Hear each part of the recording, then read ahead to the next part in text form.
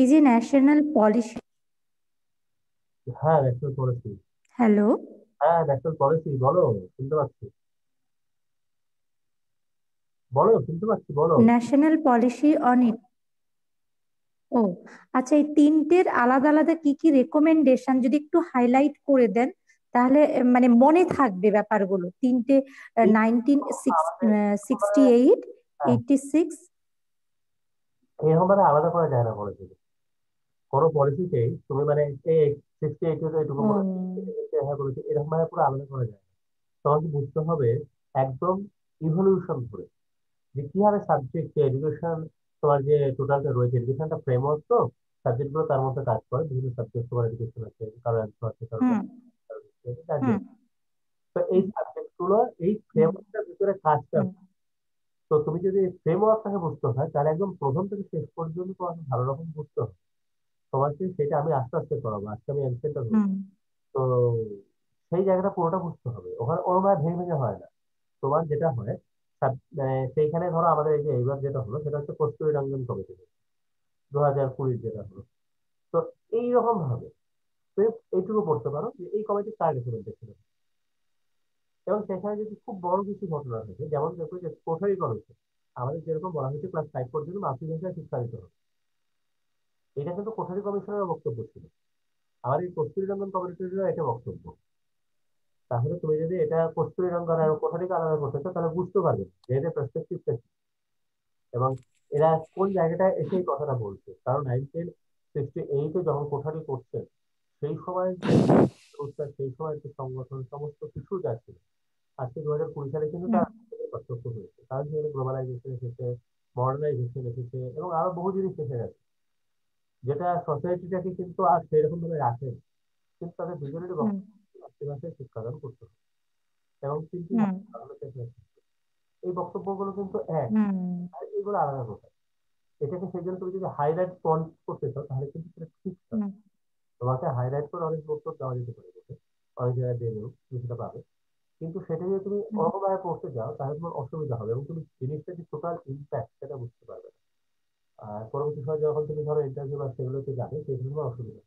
যার জন্য আমি যেটা করবো, একদম তোমাকে ধরে ধরে যে 68 কি বক্তব্য ছিল এবং 86 তার কি বক্তব্য এলো, এই দুটো বক্তব্যের মধ্যে ডিফারেন্সটা কেন এলো, কি সমস্যা আসলো সেই সময়টার ভিতরে, এইগুলো তোমার কাছে আমি একটু আলাদা করে এভাবে আলোচনা যখন করবো, তখন আমি তোমাদেরকে সেটা বলতে বলতে যাবো, তখন তোমার সেটা হুম করতে পারবে। তো সেখানে আসলে একটা ব্যাখ্যা, হুম আমি তোমার যদি যেখানে অসুবিধা হচ্ছে সেগুলো হুম আমাকে ফোন করে, না হয় যদি পয়েন্ট কিছু বুঝতে অসুবিধা হয় সেগুলো আমাকে যদি ফোন করে একটু জিজ্ঞাসা করে দিয়ে জেনে দিও। তাকে আমি ওভারঅল একটা হুম। বক্তব্য দিয়ে ওটা focus করবো। ওকে।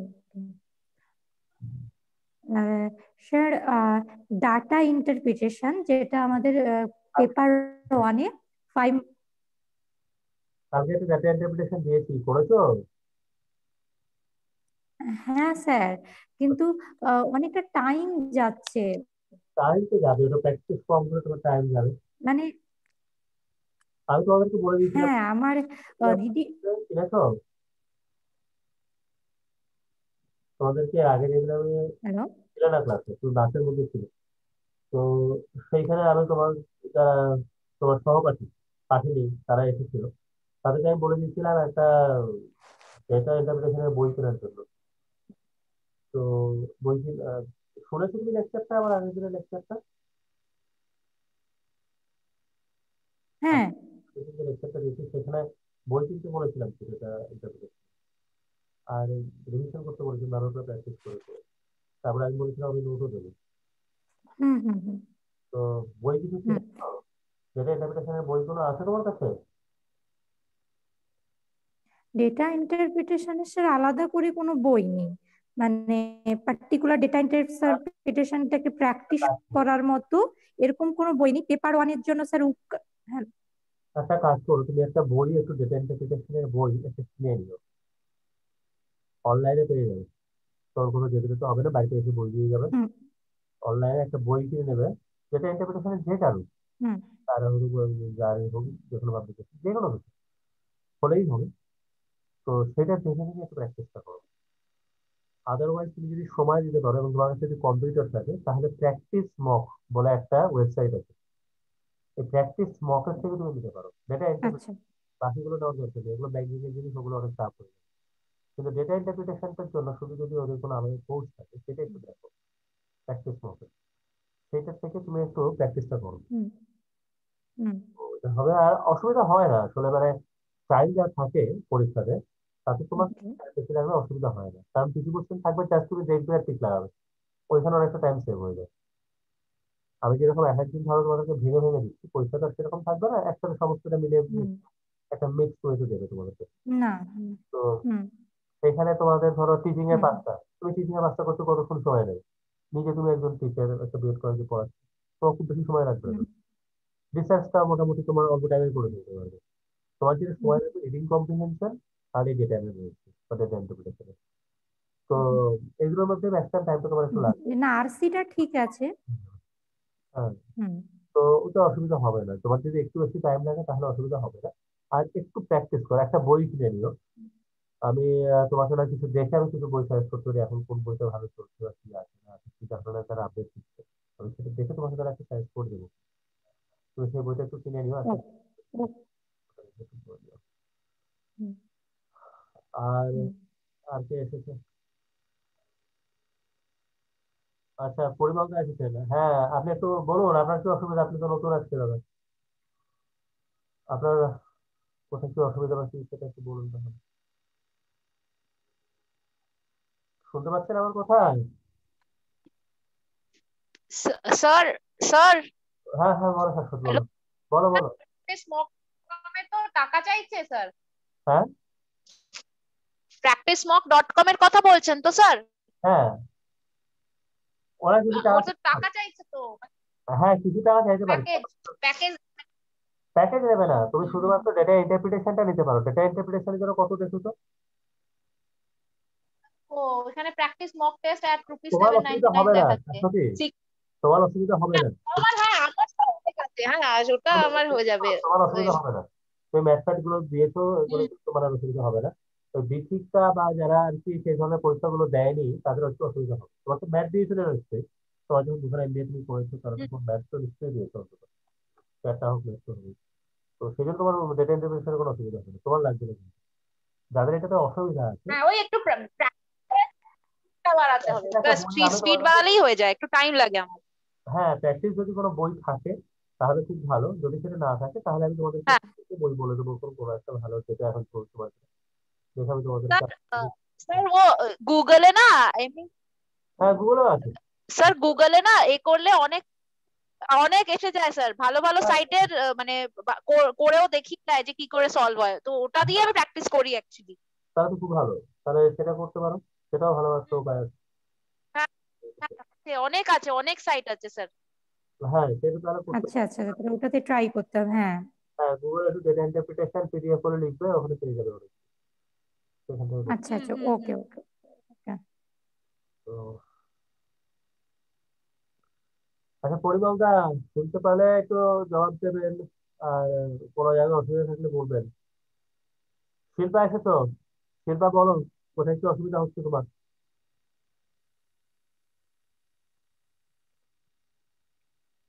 শিল্পা আছো?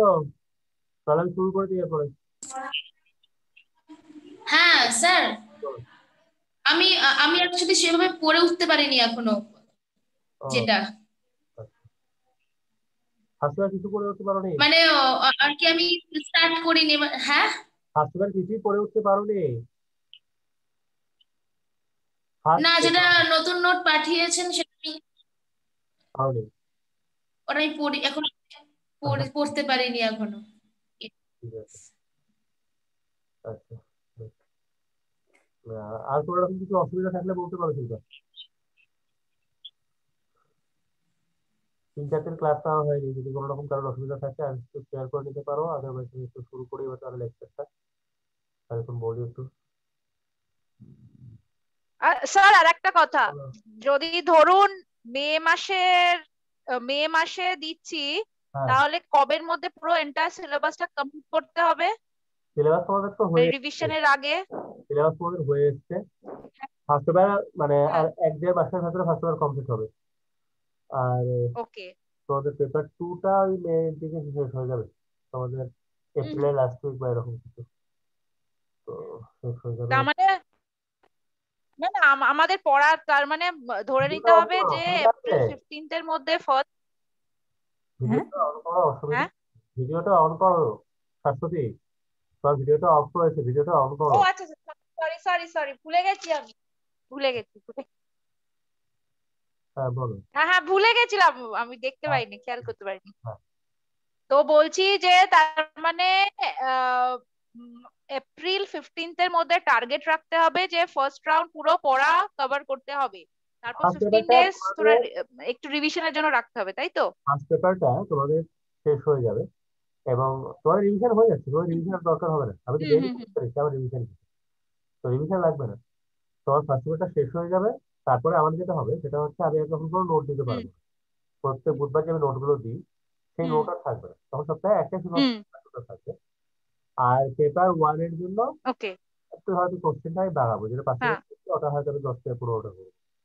হুম তো এটা হবে। হুম হুম হুম তো এটুকুই আর কি ব্যাপারটা। হুম তোমাদের যেরকম আমি ইন্টারেক্টিভ ক্লাস নিই, মাঝখানে তো অসুস্থ হয়ে পড়লাম, তো 3-4 দিন নিতে পারিনি, গলার অবস্থা খুব খারাপ, এখনো গলা বসে হুম আছে, গলা শুনে উঠতে পারছি। হুম। তো এইরকম অবস্থার জন্য আমাদের কয়েকদিন ক্লাস করা হলো না, দীপিকা বলছিল ওর খুব ক্লাসে ইন্টারেস্ট, আমি দেখলাম ভালো লাগলো। তো আমি যখন ক্লাস নেবো সেটা আমি বলে দেবো, আমি এখন রেগুলারলি প্রায় ক্লাস নেওয়ার চেষ্টা করবো, এই যে রাত্রে 10টা সাড়ে 10টার দিক থেকে অন্তত আধ ঘন্টা 40 মিনিট হুম করে হুম। করে দেওয়া, তার কোথায় কি অসুবিধা হচ্ছে সেগুলো একটু আলোচনা করে নেওয়া যাবে। আর যেরকম ঠিক আছে, ঠিক আছে। ফার্স্ট পেপারটা হয়ে গেল, আর সেকেন্ড পেপারটা তোমাদের শেষ করাটা একটু অসুবিধা আছে। সেকেন্ড পেপারটা এপ্রিলের লাস্ট উইক বা এরকম দিকে হবে আর কি। কারণ সেকেন্ড পেপার অনেকটা বড় জিনিস, আর সেকেন্ড পেপারে সব নোট একসাথে দিলে তোমাদের পড়াটা তৈরি করতে পারবে না। কারণ তোমাদের মেয়ের না না, পরীক্ষা আপনি যেগুলো দিচ্ছেন আমার হ্যাঁ হ্যাঁ, বাকিগুলো আমি মেয়ের করার চেষ্টা পরীক্ষাটা করছি, আপনি যেটা দিচ্ছেন সেটা মেয়ের পরীক্ষাটাকে একটা জাস্ট তোমাদের কাছে রাখো একটা ফাউল হিসেবে, যে আর দুটো পরীক্ষা তো আমরা এবছর দিচ্ছি, এটাকে একটা ফাউল, এটা যদি পাস হুম করে যাও then well and good, very hmm good. Hmm. যদি সেটা হ্যাঁ না, হ্যাঁ হ্যাঁ সেই ক্ষেত্রে হ্যাঁ হ্যাঁ ডিসেম্বরকে টার্গেটে রাখো, তোমাদের পড়াশোনাটা করা সেপ্টেম্বর ডিসেম্বরের জন্য, এর মধ্যে যদি তোমরা মেয়েরটা ক্লিয়ার করে ফেললে তাহলে খুব হ্যাঁ, ভালো হতো। ডিসেম্বর। কারণ মানে একটা সিলেবাস শেষ করতে আর একটা সিলেবাস শেষ হুম করতে মিনিমাম পক্ষে 6 মাস সময় লাগে। আর তোমাদেরকে যদি আমি মানে পিডিএফ হুম হুম দিতে চাই, তাহলে একটা মোটা বই করে আমি তোমাদের পিডিএফ দিতে পারি, কিন্তু সেটা দিয়ে আলটিমেট লাভ হবে না, তোমাদের পড়াটা তৈরি হবে না। হুম হুম হ্যাঁ হ্যাঁ সিলেবাস হ্যাঁ হ্যাঁ স্যার হ্যাঁ। তাহলে লাভ নেই সেটা থেকে।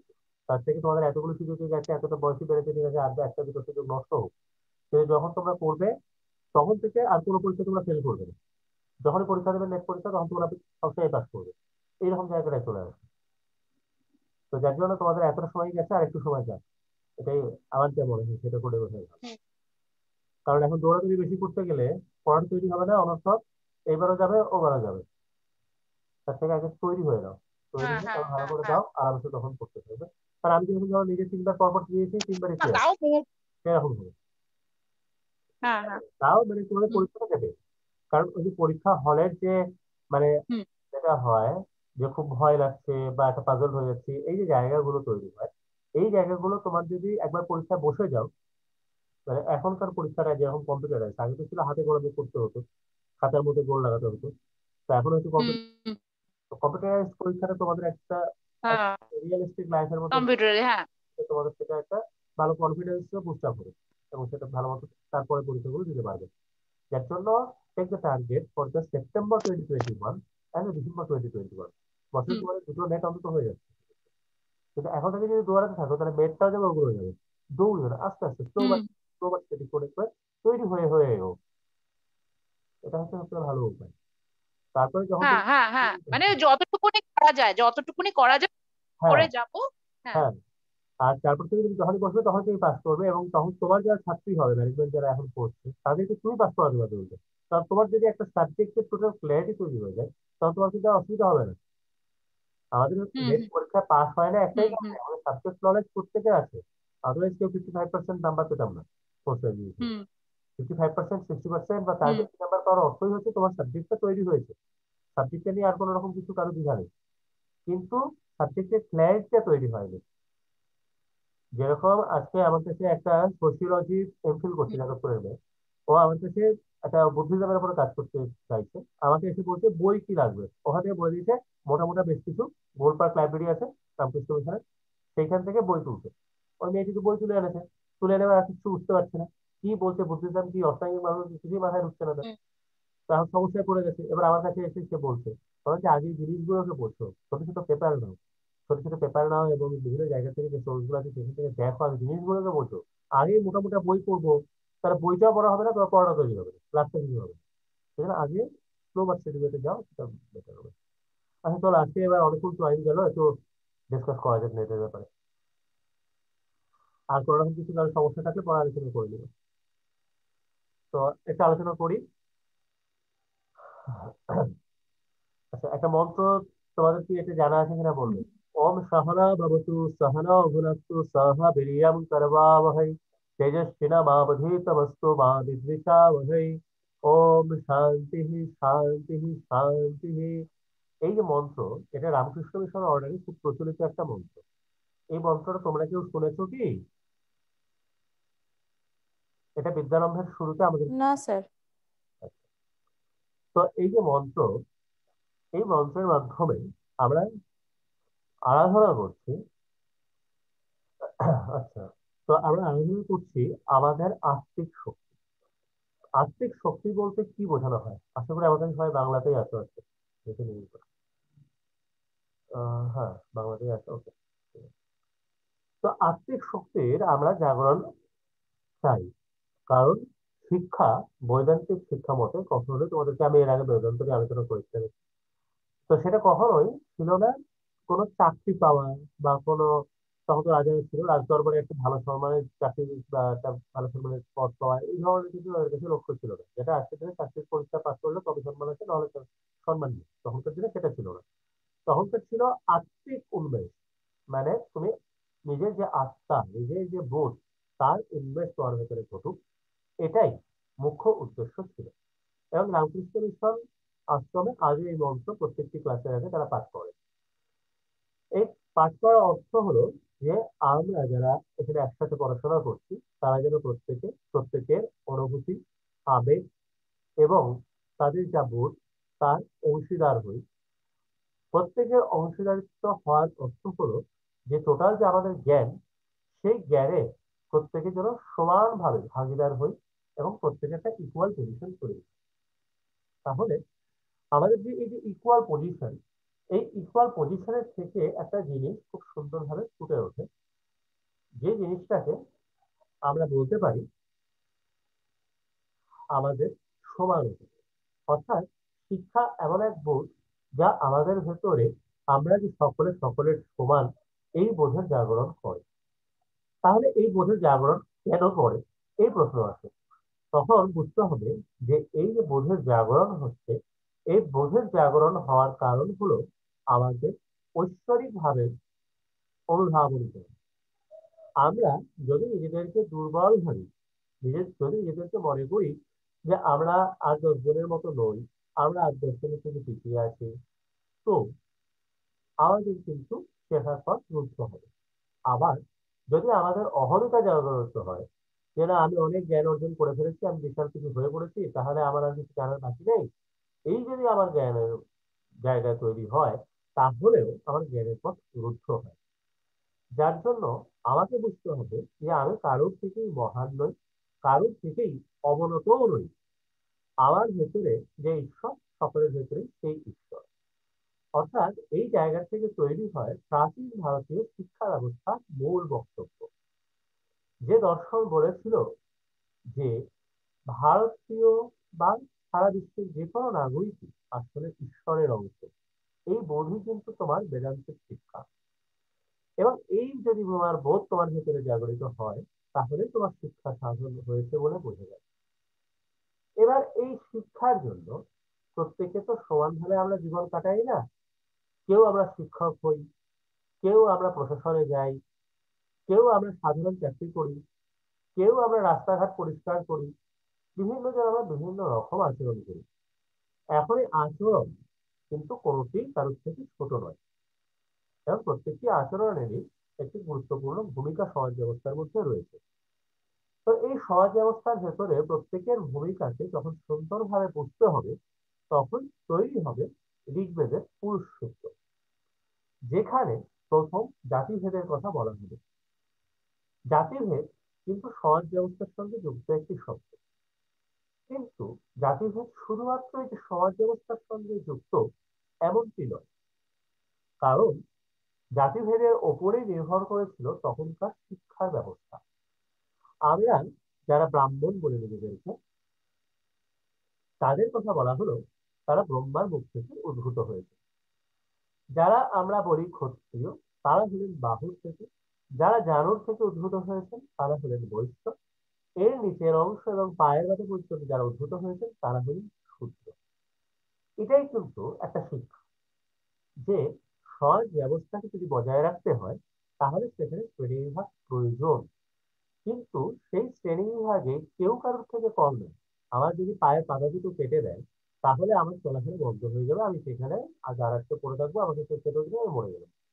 আমার যদি মুখটা কেউ বন্ধ করে দেয়, তাহলে আমি কথা বলতে পারবো না, আমি খেতে পারবো না, আমি চেহারা মরে যাবো। আর হাত দিয়ে যদি কেউ কেটে দেয়, তাহলে আমি হাত দিয়ে যে কাজ করি সেই কাজ আমার বন্ধ হবে এবং সেই কাজ আমি করতে পারবো। এবং তার জন্য ঠিক একইভাবে আমার যারা যদি কেটে দিলে আমি চলাফেরা করতে পারবো। তো এই যে বন্ধ হয়ে যাওয়া, মৃত্যু কাল হবে এর মাধ্যমে সমাজের মৃত্যু হবে। তাহলে কার্ল মার্কস সে বলছেন যে পূর্য আর প্রলেটারিয়েট, এই যে জায়গাটা, এটা কিন্তু উনি ভারতের সমাজ ব্যবস্থার উপরে প্রযোজ্য বলে মনে করেছিলেন। কিন্তু ভারতীয় দর্শন ব্যবস্থা কিন্তু সেটা করেনি, কারণ ভারতীয় দর্শন প্রত্যেককেই নির্দিষ্ট জায়গা দিয়েছে। পরবর্তী সময় শূদ্রদের উপর অত্যাচার হয়েছে বিভিন্ন রকম আমরা জানি, কিন্তু সেই জায়গায় আমাদের ভারতীয় দর্শনের কিছু করার ছিল না। কারণ সেটা যেটা হয়েছে সেটা হচ্ছে তো ওপর থেকে চাপিয়ে দিয়ে, শূদ্রদের বা বৈশ্যদের উপর থেকে বা ক্ষত্রিয়দের উপর থেকে চাপিয়ে দিয়ে ব্রাহ্মণরা নিজেদের জায়গা দখল করে নিজেদেরকে সমাজে শ্রেষ্ঠত্ব প্রমাণ করে বিভিন্ন রকম করছিল। কিন্তু এটা কিন্তু বেদ বলেনি এবং বেদান্তও বলেনি। এবং এই জায়গাটায় দাঁড়িয়ে থেকে প্রথম দেখা যায় বর্ণাশ্রম প্রথা, বর্ণের আশ্রম। অর্থাৎ তখন কিন্তু আর গুরুর আশ্রম থাকলো না। গুরুর আশ্রম যতদিন পর্যন্ত ছিল ততদিন সমাজের ভিতরে প্রত্যেকে সমান অধিকার পাচ্ছিল। কিন্তু এবার তৈরি হলো বর্ণাশ্রম। যে এই বর্ণাশ্রম তৈরি হয়ে গেল, তখন তৈরি হলো যে কিছু বর্ণ তারা যাবে গুরুর কাছে, বাকিরা যাবে না। বাকিরা তাদের জন্য সেবা করতেই তারা ব্যস্ত থাকবে। তো এগুলো হচ্ছে সমাজের কুলুষিত হওয়ার একটা দিক। তাহলে হিন্দু ধর্ম, ধরো আজকে তোমার যদি সিন্ধু সভ্যতায় চলে যাও, তাহলে সেই সিন্ধু সভ্যতায় তোমরা এমন স্নানাগার দেখতে পাবে, এমন মন্দির দেখতে পাবে, এমন তারা বসবাস করছিল, এমন বাড়ি সমস্ত দেখতে পাবে, যেটা আধুনিক জনজীবনের জন্য কিন্তু এক বিশাল শিক্ষা। এবং সেই সময়ের যে ইট, সেই ইট নিয়ে এসে রেলওয়ে তৈরি করা হচ্ছিল। রেলওয়ে সমস্ত সেখানে রেল লাইন ফেলছে, সেইখানে দিয়ে সেই সমস্ত ইটগুলো ফেলছিল। ফেলে যখন দেখছে যে এই ইটগুলো তো অন্যরকম, তখনই রাখালদাস বন্দ্যোপাধ্যায় এবং মার্শাল সাহেব এরা গিয়ে বলেছে তাহলে এইটা আসছে কোথা থেকে। তখন তারা গিয়ে দেখলেন যে এই এখানে একটা বিশাল সভ্যতা মতো ছিল, যে সভ্যতায় এই ধরনের ইট তৈরি হয়েছে। তাহলে ভারত যদি আমরা বলি যে ভারত অন্য দেশ থেকে বিজ্ঞান শিখবে, সেটা কিন্তু সম্ভব নয়। তাহলে দেখো ভারতীয় যে শিক্ষা ব্যবস্থা, সেখানে বিজ্ঞান ছিল, সেখানে দর্শনও ছিল, কিন্তু আমরা আস্তে আস্তে সমস্তটা নষ্ট করে বসেছি। এই নষ্ট করার পেছনে যে কিছু কারণ ছিল, সেগুলো হচ্ছে নিরন্তর কিন্তু আমাদের শ্রেণী সংগ্রামের মধ্যে লিপ্ত হতে হচ্ছিল। কারণ বহিরাগত শত্রু কিন্তু ঢুকে আসছিল, যারা হয়তো দখল করে আর্য সভ্যতার মতো একটা সভ্যতা তৈরি করছিল না, কিন্তু তারা ঢুকছিল। এবং এর ফলে কি দেখা যাচ্ছিল যে দ্রাবিড়িয়ান যারা ছিল, এরা আস্তে আস্তে দক্ষিণ ভারতের দিকে সরে যেতে থাকলো। যেই দক্ষিণ ভারতের দিকে সরে যেতে থাকলো, তখন উত্তর ভারতে একটা বেশ ভ্যাকুয়াম প্লেস তৈরি হলো, মানে শূন্য স্থান তৈরি হলো। এই শূন্য স্থানটাকে তখন দখল করে ফেললো আর্য সভ্যতা। আর্য সভ্যতা যখন দখল করে ফেললো এবং আস্তে আস্তে যে বললাম যে পরিণত হলো, তখন এই বর্ণাশ্রমের মাধ্যমে সমাজের ভেতরে মানুষের সঙ্গে মানুষের একটা বিভেদ তৈরি হতে শুরু করলো। আর যখন মানুষের সঙ্গে মানুষের বিভেদ তৈরি হয়, তখন তৈরি হয় একটি শব্দ যাকে আমরা শ্রেণীশত্রু বলতে পারি, যেটা এই মার্কসিস্ট বা যারা এখন মাওবাদী বা এই ধরনের আমরা বলি, এরা একটা শব্দ খুব ইউজ করেন, এটা হচ্ছে শ্রেণীশত্রু। শ্রেণীশত্রু কিন্তু সেই সময়ও ছিল। মানে ধরো তোমার যে পঞ্চ বা ষষ্ঠ খ্রিস্টপূর্ব সেই সময়ও এই শ্রেণী শক্তি তৈরি হলো। কারণ হচ্ছে এই যে ফলস একটা বিলিফ যে না, আমাদের সমাজে ব্রাহ্মণ ওপরে ক্ষত্রিয় তার কিছু একটু নিচে, তার থেকে বৈশ্য, তার একদম নিচে শুদ্ধ। কিন্তু এটা কিন্তু বেদ বেদান্তের কথার মধ্যে আসলো না। বেদ বেদান্তের কথা থেকে বেরিয়ে এসে তারা একটা বিশ্বাস তৈরি করে বসলো নিজেদের স্বার্থ পূরণের জন্য। তো এই স্বার্থ পূরণ করতে গিয়ে এই ভেদ যখন তৈরি হলো, তখন একটা শ্রেণী সূত্র বলে জিনিস তৈরি হলো। আর এই শ্রেণী সূত্র যখন তৈরি হলো, তখন বেশ কিছু রাজা রাজন্যবর্গ যারা বণিক সম্প্রদায়ের কাছে খুব গ্রহণযোগ্য ছিলেন, কারণ তারা বণিকদেরকে বিভিন্ন ধরনের সাপোর্ট করতেন, বণিকরা বাইরে যাচ্ছে তাদেরকে বিভিন্ন রকম জিনিসের সাহায্য করতেন। এদের বাড়ি থেকে কিছু ছেলে মেয়েরা বেরিয়ে আসতে শুরু করলো।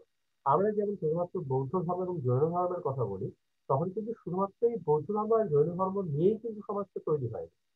এর বাইরেও আরো বহু ছোটখাটো ধর্মও তৈরি হয়ে গেছিল।